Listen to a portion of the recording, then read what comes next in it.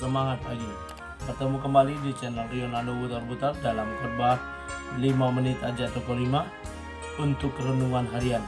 Renungan pada hari ini saya ambil dari kitab Yakobus pasal yang pertama ayat yang ke-27. Demikian kesaksian firman Tuhan. Ibadah yang murni dan yang tak bercacat di hadapan Allah Bapa kita ialah mengunjungi yatim piatu dan janda-janda dalam kesusahan mereka dan menjaga supaya dirinya sendiri tidak dicemarkan oleh dunia.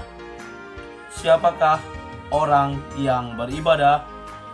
Ibu bapak saudara terkasih dalam nama Tuhan kita Yesus, mungkin Anda pernah dengar statement orang yang tidak pergi ke gereja, yang tidak pergi beribadah. Statement pembelaan dari mereka hanya sekedar alibi saja dari mereka yang berkata, belum tentu kalian yang pergi beribadah itu lebih baik dari kami. Kelakuan kalian kurang lebih sama saja dengan kami yang tidak beribadah.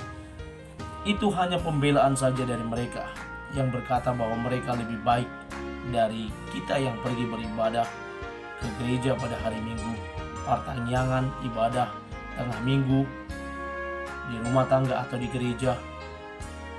Bagaimana mungkin mereka berkata mereka bisa lebih baik, sementara mereka berdoa saja jarang, memuji memuliakan Tuhan saja jarang, tapi mereka merasa lebih benar dan lebih baik atau sama baiknya dengan kita yang beribadah.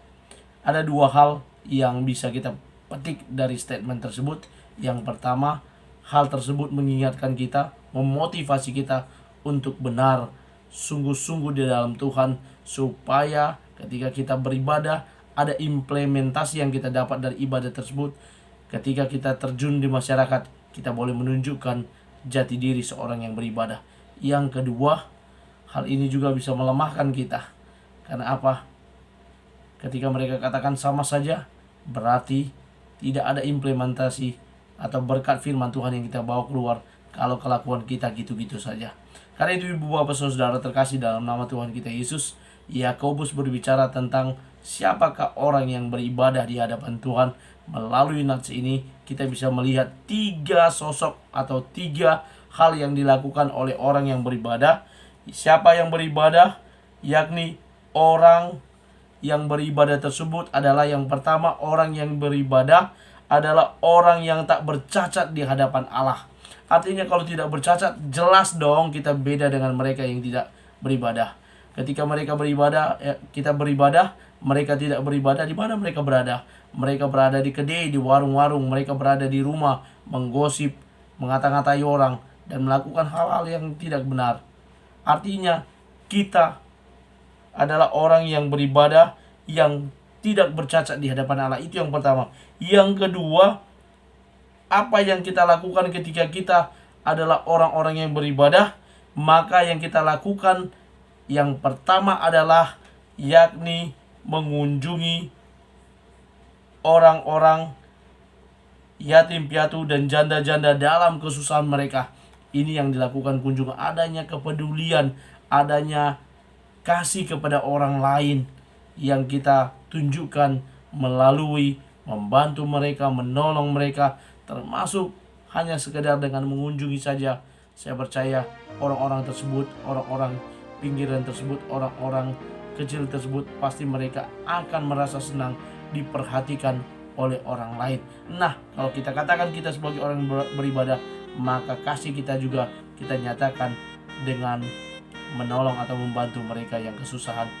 Kalau kita tidak memiliki waktu untuk mengunjungi mereka, paling tidak kita juga bisa menyerahkan bantuan kita melalui rupiah-rupiah yang bisa kita sumbangkan. Lalu apa yang selanjutnya dikatakan? Yakni menjaga diri agar tidak terpuruk dari dosa. Dikatakan di bagian terakhir, orang yang beribadah adalah orang yang menjaga supaya dirinya sendiri tidak dicemarkan oleh dunia ini. Maka kita juga harus menjaga jati diri kita sebagai para pengikut Kristus, sebagai orang-orang yang beribadah, sehingga tidak ada lagi statement seperti yang di awal khotbah ini tadi. Kita adalah orang-orang yang menjaga diri kita tidak tercemar, tidak terkontaminasi dengan pergaulan yang buruk. Karena apa? Paulus sendiri berkata kepada jemaat di Korintus bahwa pergaulan yang buruk merusakkan kebiasaan yang baik. Mari kita jaga diri kita sebagai orang-orang yang beribadah untuk tetap tinggal di dalam firman Tuhan, melakukan kebaikan, melakukan kebenaran, dan yang pasti melakukan segala sesuatu yang berkenan di hadapan sesama, terlebih lagi di hadapan Tuhan. Selamat beraktivitas. Tuhan Yesus memberkati. Shalom.